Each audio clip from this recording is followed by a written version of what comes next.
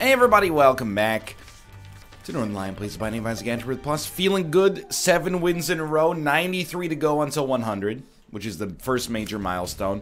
I'm being facetious, 7-8M2, 8M1B with telepathy. Oh my god, dude, I have my volume cranked way too friggin' high. One sec. Can you die, please? And excuse me, that's a little bit egregious for the first floor. To give me not only a super gluttony.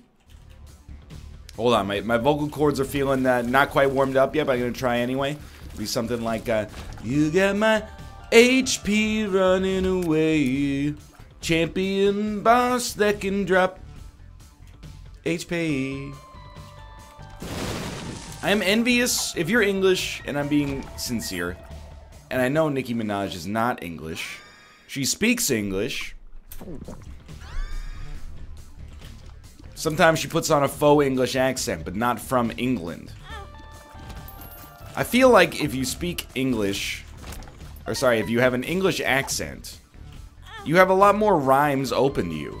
That's why Shakespeare invented the English accent in the first place, so it was easier for him to write plays. That's something you won't hear in school, but that doesn't mean it's not true. Like when you speak with an Americanized accent, me and day don't rhyme. But if you have an English accent like Justin Timberlake does, you just say, it's gonna be May.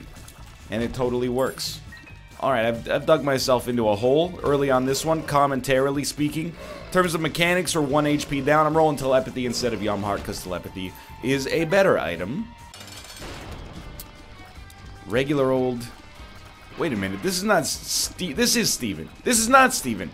Why do it's Gemini. How long has it been? Maybe not that long, but I feel like it's been a long time since we fought Gemini on the first floor.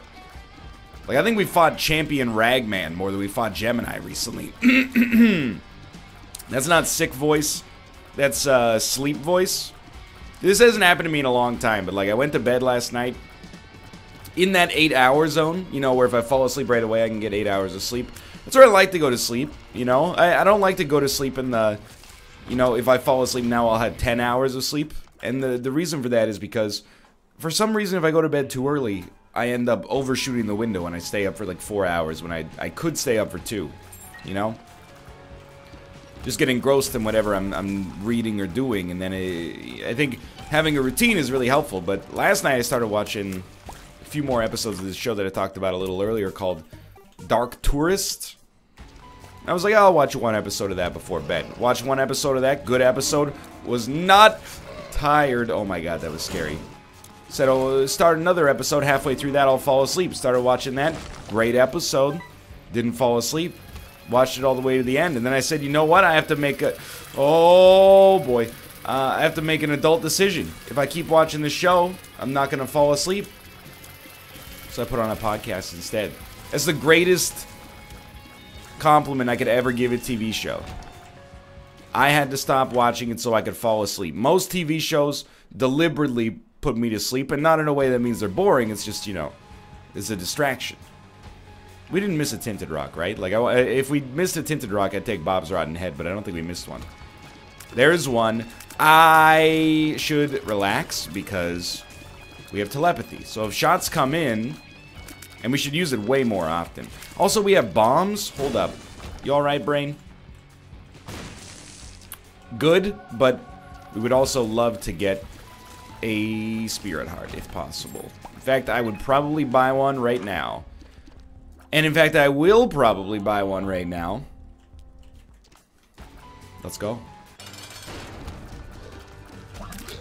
Telepathy. Dude, this early game is not messing about. I think we just barely got through before the animation got us there. Good lord. Telepathy has actually saved us from mediocrity early on this ride. And then, of course, we get a mediocre item anyway. Was there a blood bank? I don't think there was a blood bank back here, but if there was, I'm going to go for it. Anyway, if you're not familiar with Dark Tourist, it's a Netflix original show, so if you're one of the 8.1 billion Netflix subscribers, you already have access to it. It's a show where an endearing New Zealand man by the name of David goes around to unusual tourist spots throughout the planet. Places that, you know, normally frequented by something that he calls dark tourist enthusiasts. People who go on vacations and they're not like, I want to see Disney World. They're like, I want to see some weird stuff off the beaten path that may well be dangerous. Like, for example, when he went to Japan, it's not always dangerous. Sometimes it's just quirky. When he went to Japan, he went on a tour of the irradiated zone that was affected by the Fukushima, you know, nuclear reactor meltdown back in 2011. And it's just great. I mean, the show is just is so interesting because it's a comedy basically, but it's also a human interest story. So he's on this tour where everyone's got Geiger counters, and they're like, "Hey, the radiation here is like, you know, 20 times what you said it would be," and the tour guide is just like, "Yeah." The end. I mean, if that doesn't sound entertaining to you, then we're on different wavelengths here. The dichotomy of the tour guide having to be like, I hope you guys are enjoying your tour, but also like, please don't breathe in this next area because the dust could irradiate your lungs and give you a terrible disease, you know? It's interesting. Same, they went to Kazakhstan where like the USSR did all its nuclear weapons tests between the 40s and the 90s. 40s and the 80s, I guess.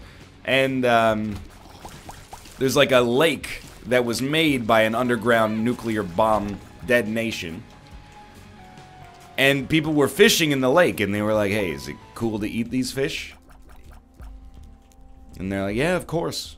Did anybody in the town suffer from the nuclear radiation that was released? Not that I'm aware of. Really, though? You gotta toe the line. You're a company man. Anyways, if you're into stuff like Louis Theroux, recommend it.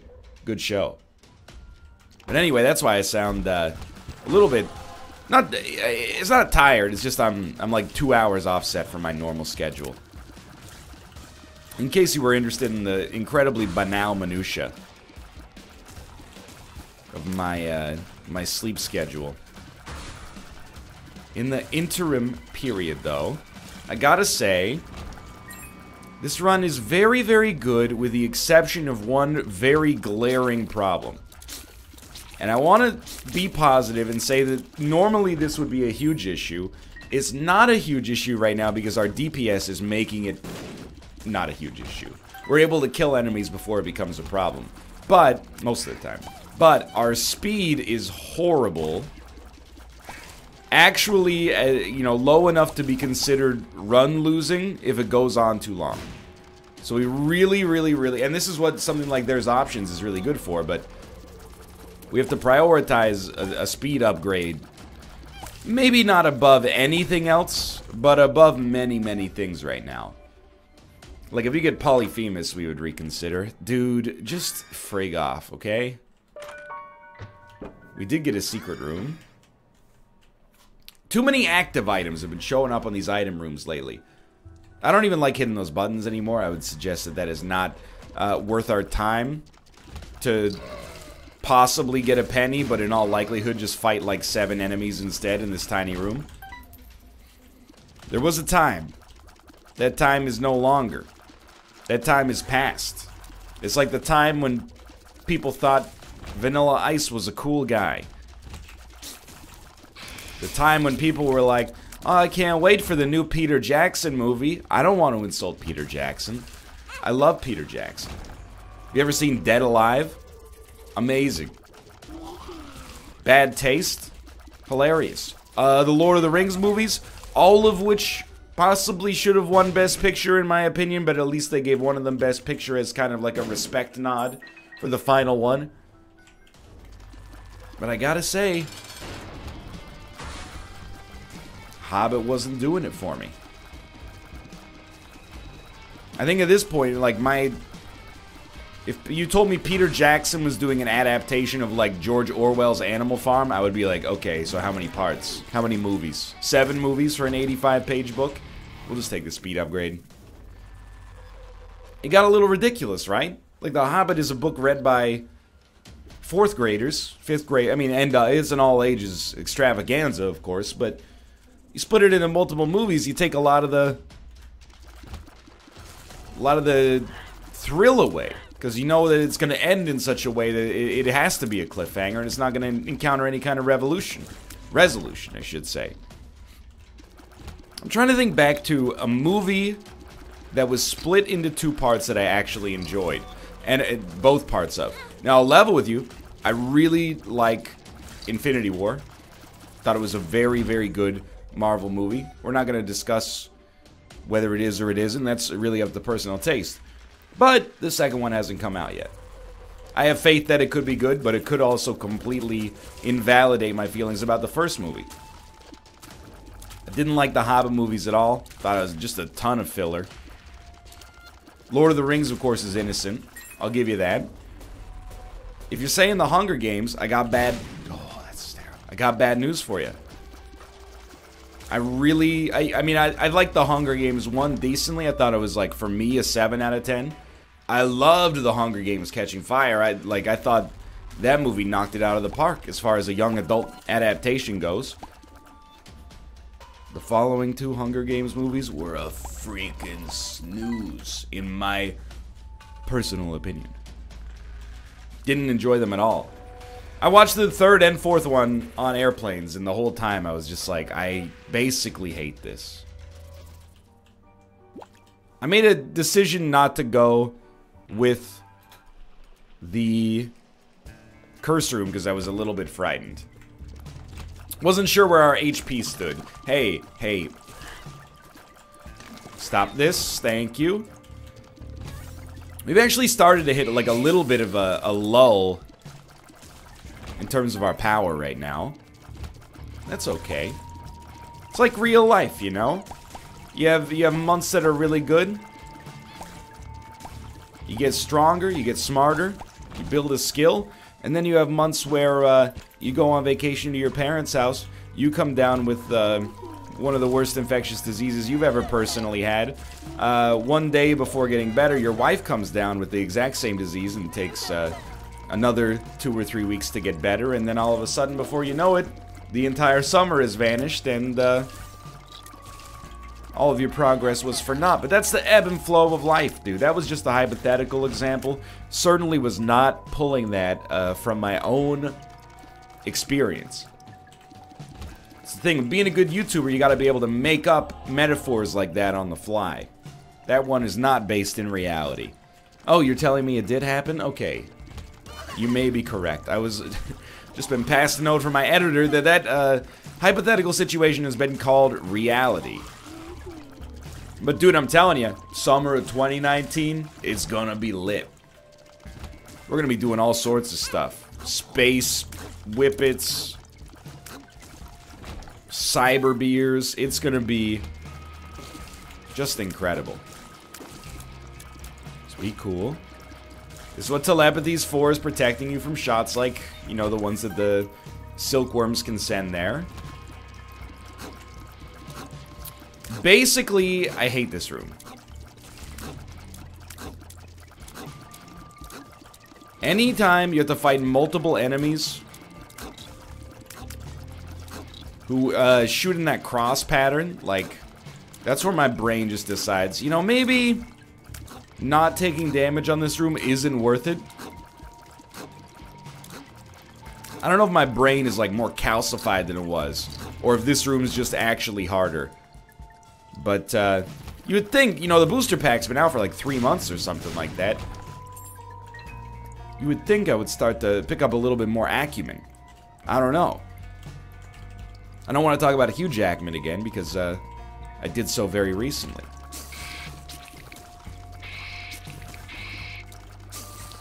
Do you think there's going to be anybody, and obviously there will be somebody, but what percentage of people that go see Infinity War 2 will have not seen Infinity War 1? They're gonna be like freaked out when the movie starts. Hey, can you explain real quick what happened in the first one? Well, 10 years ago, this movie called Iron Man came out, starring an actor who was a little bit down on his luck. He needed a little bit of a redemption arc. His name was Robert Downey. You know, it's hard to explain. It's not that it's complex in the same way that, you know, like a Tarkovsky film is complex or something like that. Anyway, I don't know where I'm going with this. I just like the idea of people going to see this movie without having seen the original one before it. Like, people walking into Return of the King. There must have been people that went and saw Return of the King, but hadn't seen either of the first two movies or read any of the books. Elijah Wood walks on the screen to Howard Shore's, you know, classic score. And they turn to their, you know, movie-going partner, and they go, "Who's that?" "That's Frodo. He's the Lord of the Rings, dude." Who is the Lord of the Rings, anyway? I never really thought about that. I mean, I'm going to give you some spoilers for Lord of the Rings if you haven't seen the movies. What are you waiting for? You know, the last one came out in 2003. That's definitely pre-spoiler moratorium. Plus, the book came out in, like, you know, 1920 or something. I don't know, when did... Maybe that feels like a book that has the 30s written all over it. Excuse me. This run is slowing way down. I would love to get an angel or devil deal. Takes me to the next level. Okay, or alternatively, I'll just go screw myself. No speed down. Speed up. Damage down. Range up. Okay.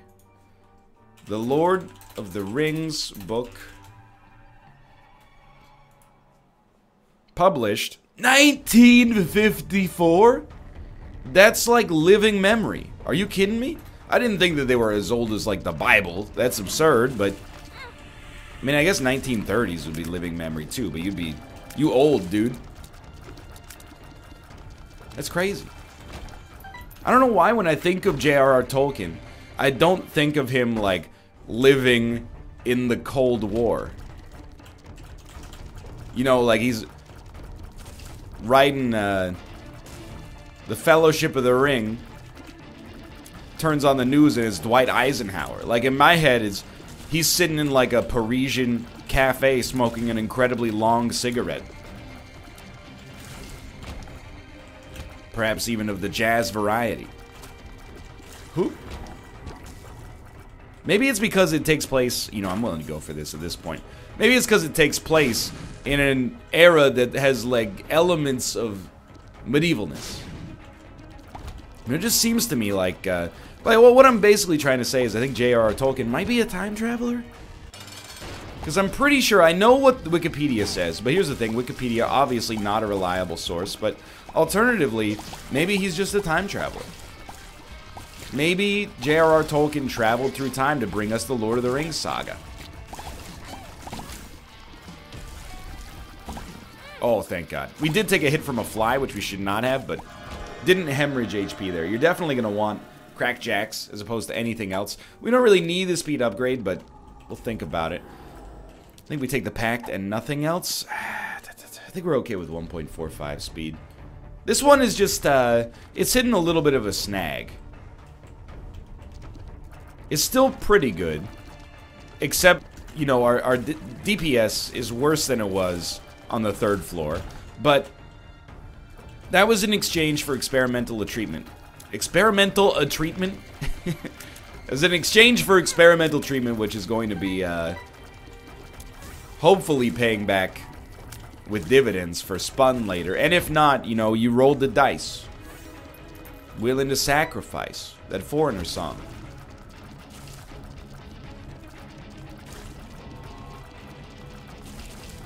Why did Creed, at the height of their popularity... Ugh.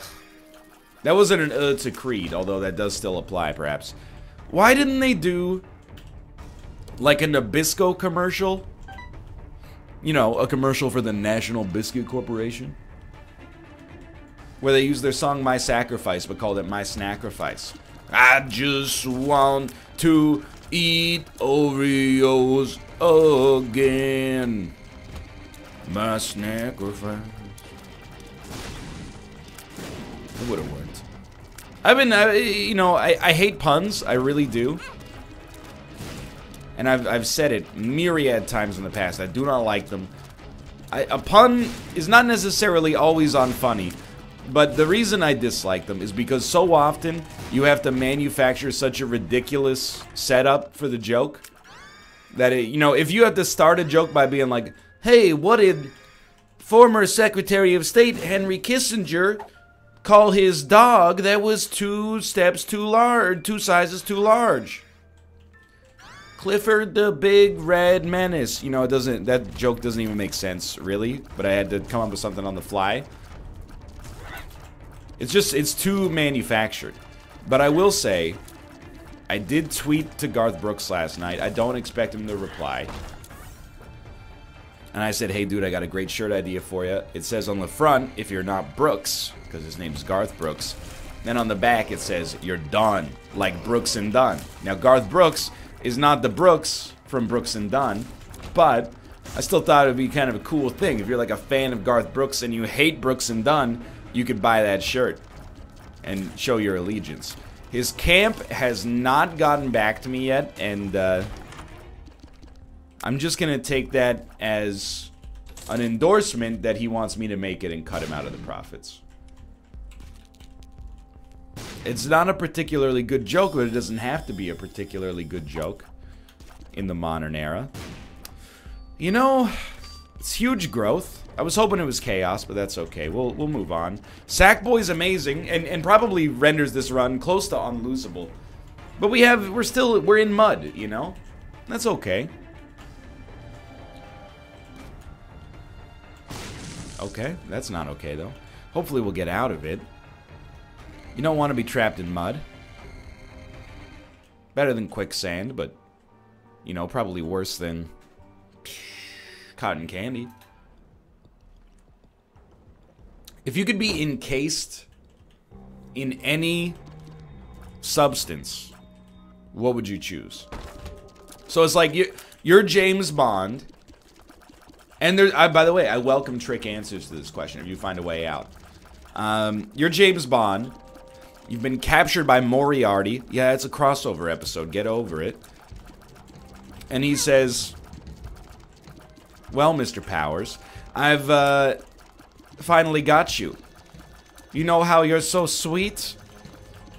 Well, I've encased for you a prison befitting your demeanor, Mr. Powers. A cotton candy prison with walls 6 feet thick. You'll never escape. And if you do, your stomach will be very, very achy. Dude, just please. How do you have so much HP? This is killing my resolve here.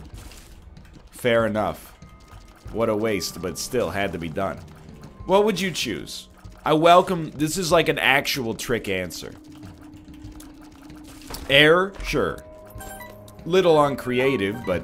You know, I'll give it to you. It doesn't sound like an incorrect answer. I don't know. I mean, cotton candy would be pretty sick because you'd also, like, you'd be carbo loaded by the time you got out there ready to engage in hand-to-hand combat. Like, I guess the question is, if you're not going to use an element, which food do you think you could eat the most of? There are some foods I wouldn't say I could eat like unlimited of, but I think I could eat almost unlimited of. By the way, I think if you're going like celery, you're going down the wrong path. Celery is low calorie, but in the end, you know, your stomach is not restricted necessarily just by the number of calories you're eating. Calories are a measure of, you know, energy, not a measure of volume, which is what your stomach is restricted by. Weirdly enough, I feel like I could probably eat like a kilogram of tortilla chips. If you made a wall out of a kilogram of tortilla chips, by the way, I wouldn't be proud of it. Even when I got out, I would be like, oh, Dr. Evil, just please kill me. I'm so full. So that's my millennial Austin Powers. Again, when I make fun of millennials, I'm making fun of myself. Just recognize that. Stop. Dude, I've been a much better millennial lately. You know, I've always talked, I don't like talking on the phone. It makes me nervous. I don't like dealing with authority. It makes me anxious. Well, you know what was actually good was having to go to the doctor so much. When I went to the doctor for myself, I just, you know, will take it, which is a good item, but it's not really what I'm looking for. I need some more damage, but if you reroll the wafer, you deserve what you get, you know? When I went to the doctor for myself, I was just like, okay, sir, you're the one who went to school, not me. When I went to the doctor for my wife, I was like, you're gonna give her medicine, okay? I mean, I didn't say it like that. I socially engineered them. I've been answering my telephone better lately. It's good, you know? I've been yelling at people as I'm driving. I've been watch where you going, you idiot. You're gonna get somebody killed. Maybe I'm finally growing from millennial into baby boomer. All I need to do next is buy land and remain ignorant to the stagnation of wages and wonder why my generational cohorts find life to be so hard without realizing that, you know, effectively the median income in 2017 or 2018 is the same as it was in 1988, but everything costs 2 to 3 times as much. Except for a college education, which costs 10 times as much. Didn't want to bring the video down or anything. I'm just saying, you know, economic conditions have shifted slightly since you could buy the house for the price of a book of stamps. Those were the... Do you guys like All in the Family? Might be a bit of a dated reference. All in the Family is one of those shows that's like Happy Days. I didn't realize... Wait, no, it's the opposite of Happy Days. I thought All in the Family was a show that was filmed in the 1970s but took place in the 1950s. Instead, that's Happy Days. I literally thought Happy Days was filmed in the 1950s. I didn't realize that it was like that 70s show of its time. To be fair, I'd basically never seen it and was not alive while it aired. But I basically thought Ron Howard was like a lich. Because I'm like, okay, Ron Howard was 20 in 1950. And he's like 65 now. And his daughter is 28 somehow. This is like a... I thought he was an immortal being. He may still be, as of the time of this recording. Stop. So as you can see, like, this run is starting to hit a pretty dangerous wall of inertia. Very offended that There's Options has not given us what we needed, except for speed, admittedly. Well, did there... Yeah, no, we got speed via There's Options. Or at least via a boss room, which is affected by There's Options. No deal with the devil. Alright, we have a very simple task on this next floor. Let me caffeinate a little bit. We need to not lose our deal with the devil chance. If we can and with the wafer, by the way, this should not be that hard. We need to keep our 2/3 chance, hopefully beat the odds, but I would never suggest it's a strict necessity. Just be careful. That's not being careful. I tried to juke them, but I was juked in turn. Okay, that was dangerous. And then, like, at this point, we've given our service to this organization. We deserve the gold watch. My lord. I actually feel like our damage is lower than advertised. It's probably just a result of the fact that there's so many enemies on the screen. We're hitting all of them for slightly less than lethal. Not a good habit. Actually, frig off. Whoa. Slow down. Slow down. There you go. Just hold it together. These guys do make creep that is hard to see. And now I knew it! As soon as I got myself, I Jezballed myself. Okay. Well, that is what it is. If we're looking on the bright side, now we can refill red hearts, which are usually easier to find. That's the bright side.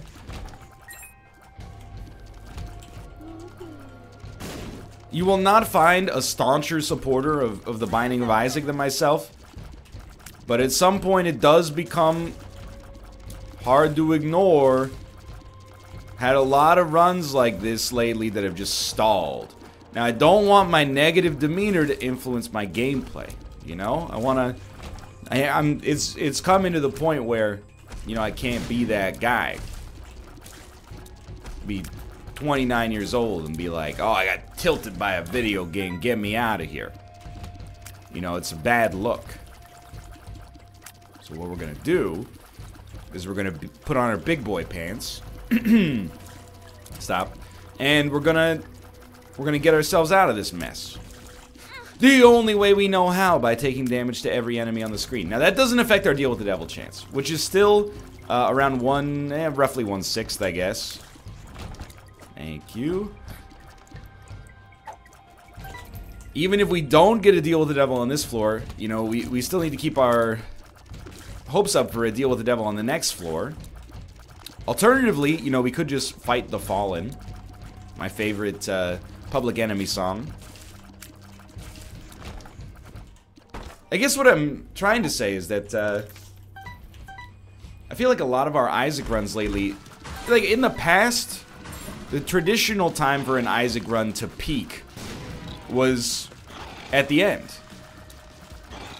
That still happens a lot. It's not like it never happens, but you know, I really feel like a lot of the time now, an Isaac run peaks on like the 5th floor. That's when you're strongest relative to the enemies. And then if you don't get any more DPS for the rest of the game because you're too busy picking up incredibly awesome items like Party Hat, then you find yourself in a little bit of a bucket of super glue at the end. Sorry, that was itchy nose situation.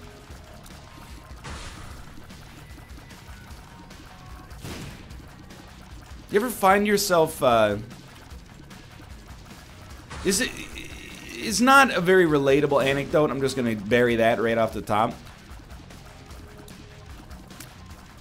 But I've been, you know, shaving my head for nigh on 10 years now, right? Every once in a while, I will find a hair on my head that is like as long as a hair on... I'm trying to think of like a man with long hair. It's as long as a hair on Ozzy Osbourne's head. Not a clump of hair that's that large, that long I should say. Just a single hair that's like 9 inches long.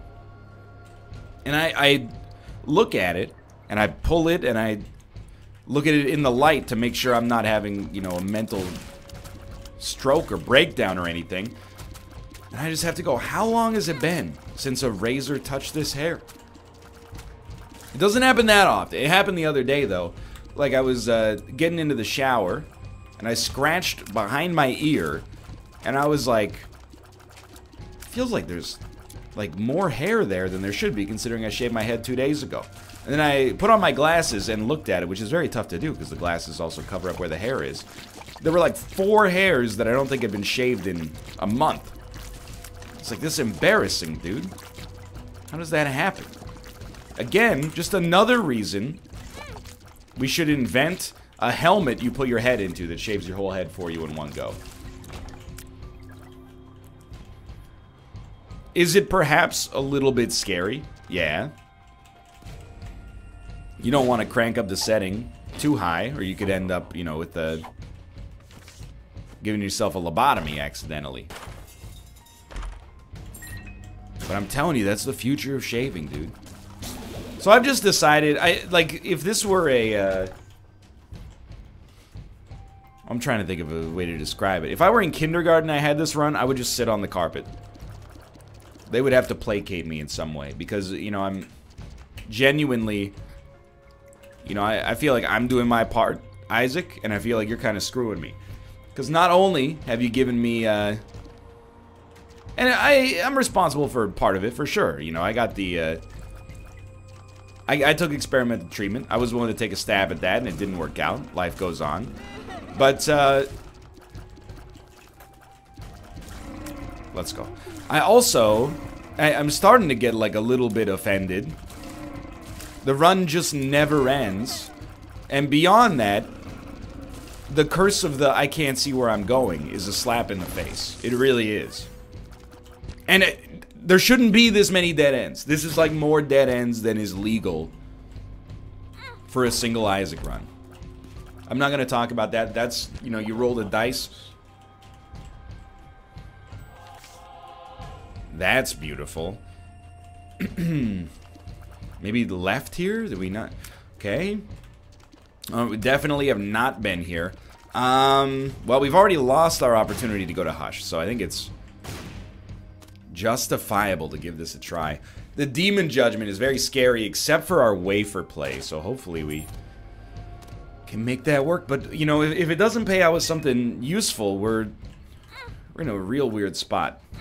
We're willing to give him a try, though. Come on, just give me, like, just something to leapfrog me ahead a little bit. It's, like, not really that good, but sure.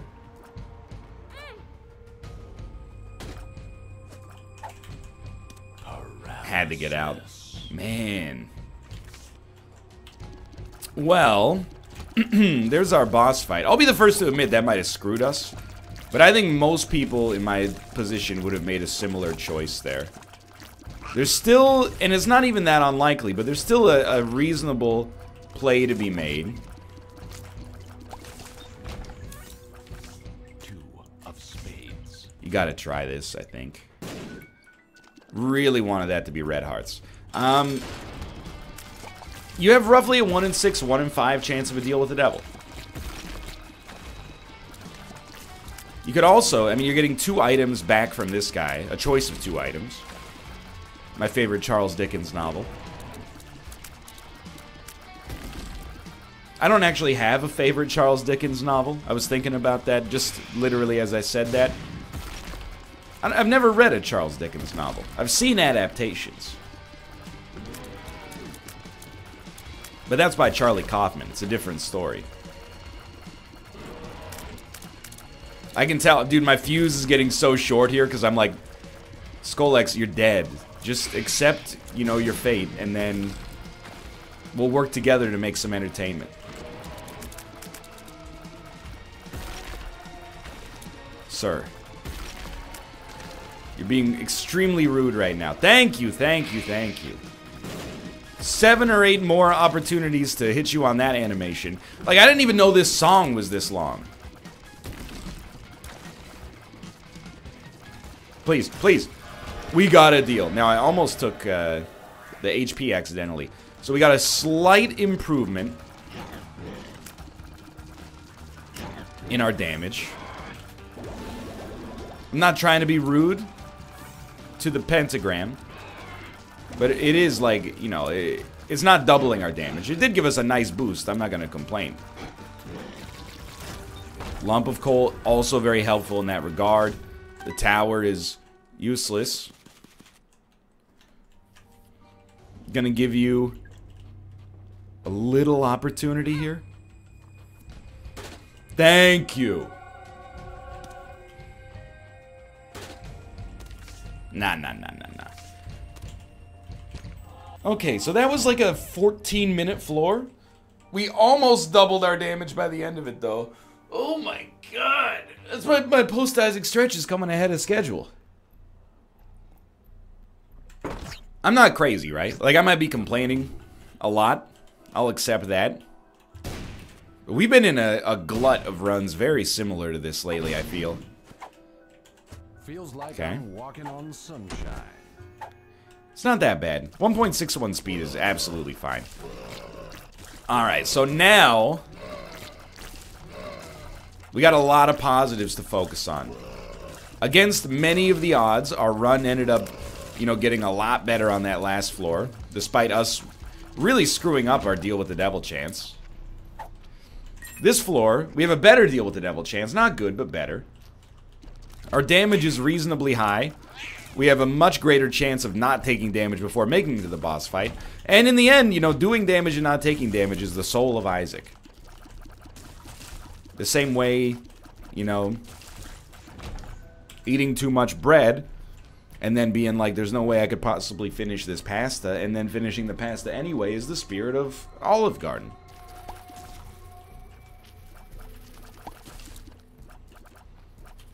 I really feel like there's two different kinds of people in the world. You can tell a lot about somebody by their response to this question. How do you feel about free bread in a restaurant? Because I feel like there's two camps. I'll explain to you my camp. My camp is very simple. We have small brains. We go, sick, free bread. An excuse to eat bread. Hey, you gonna eat that bread? No, go ahead, we can just get more. And then there's people who set out, I don't know, they're like trying to beat the restaurant.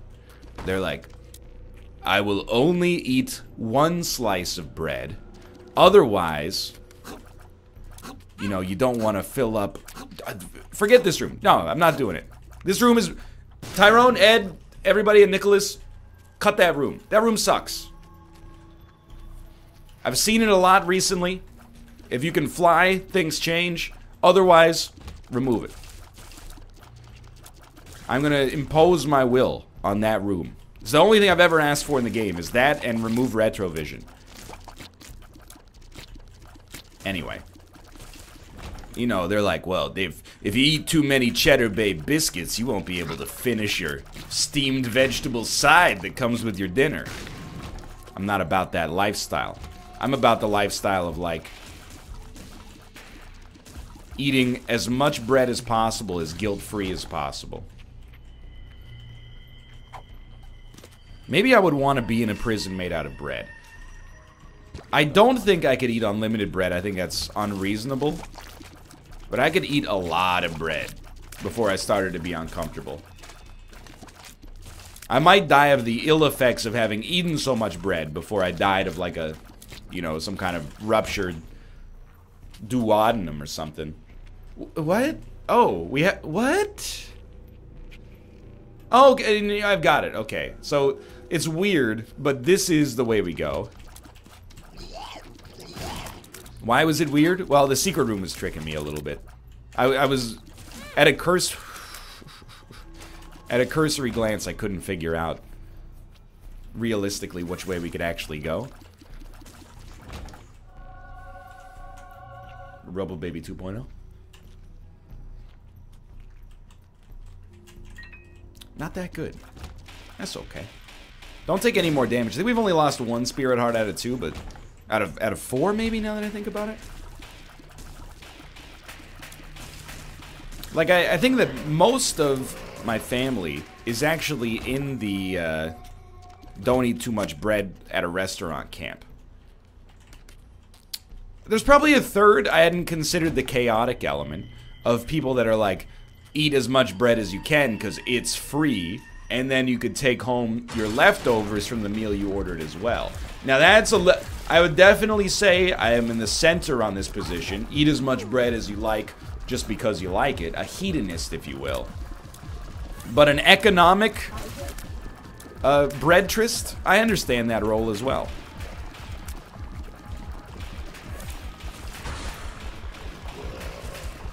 It's not the way I handle things, but that's okay. I don't really like... And it's nice to be in this position, I guess. I'll accept that, you know, you gotta do what you gotta do to stay alive and happy and healthy, right? But I don't really endeavor to cheat the system. Really, in any capacity. I've never cheated in school in my entire life. And that's actually genuine.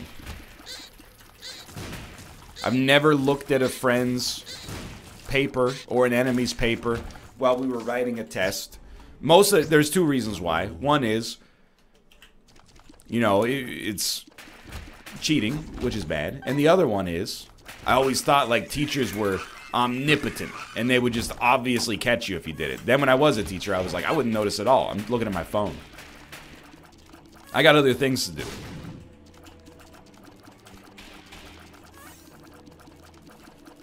I've never, like, gone to an all-you-can-eat buffet, eaten all I could eat, and then, like, smuggled in a Tupperware container so I could take some out as well. Yo, get him. Slay him, dude. Telepathy. You're doing amazing. You're doing great, sweetie. Keep it up. That was pretty good.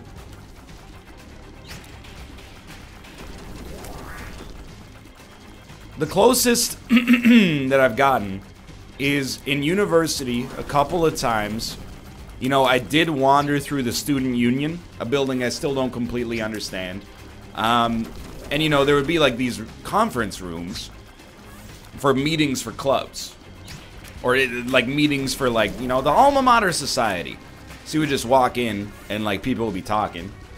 Oh, what should we direct our budget for sports this year? I don't know if we can afford to have police for homecoming and blah, blah, blah. And then there'd just be free pizza. I don't know if it was free pizza. Obviously, someone purchased it.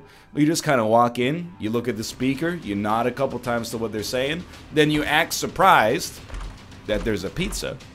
And you, in your head, you go, you trick yourself. You go, should I have some pizza? I mean, I haven't been at the meeting that long, but I am pretty hungry. And then you grab a slice of pizza.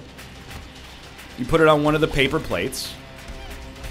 And then you just walk out with it. Free pizza, dude. Now, I know what you're going to say, Ryan, that's you just stole a slice of pizza. Did I, though? Because every single one of those clubs is paid for by your fees to the university. Can't opt out of it, dude. $300 a year goes to the Alma Mater Society. If that's not paying for their pizza, then what is? It's not a good argument. I think, you know, there's arguments that work well on the small scale and arguments that work well on the big scale. Like, there was a dude on the Vancouver subreddit in an argument about using the carpool lane when you only have one person in your car. He went, I pay $30,000 a year in taxes, so I use the carpool lane because I pay for it. And you're like, oh, you must be some kind of big shot. I think that's a terrible argument. You know, the carpool lane exists to incentivize people to drive together. And because, you know, if you're going to take up one car length of space, it would be better if you took up one car length of space and essentially took one or more cars off the road, because not everybody in the car is driving their own vehicle. You know what I mean? I'm not anti-car. I drive. When I drive by myself, I don't take the carpool lane because it makes you kind of a dick. But I did pay $90 a year in student fees. So I'm going to take my slice of pizza. Thank you. Thank you. By the way, I'm just going to call it. This run sucks. We're especially... Thank God we took the wafer and didn't get too big for our britches and think about re-rolling it. This run is trash. Not train wreck territory, but very, very close. I mean, we're 48 minutes in here. Once you hit an hour, that's when you hit train wreck. And honestly, if you took like 1 damage off this run during its inflection points, this probably would be an hour-long run.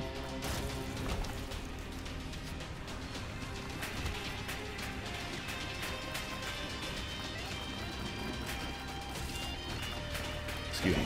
Don't do it. I'm just like, I'm focusing. You're not going to pay out yet. You're going to... Okay, well, I was right, but for the wrong reason. I think you got to understand. You know, the carpool lane doesn't exist to screw you over if you pay a lot of tax. It exists to incentivize... I mean, essentially, you know, if there's half as much traffic in the carpool lane, that's the way it should be, right? If every car is an average of 2 people... I very much support the carpool lane, and it's totally not just because 99% of the time that I drive, I have a second person in the car. It has nothing to do with that, and if you think it does, you are... You know what? I'll sue you for slander. How about that? I'm not actually gonna... That sounds like a lot of work. Anybody else learn the difference between slander and libel from J. Jonah Jameson in Spider-Man 1?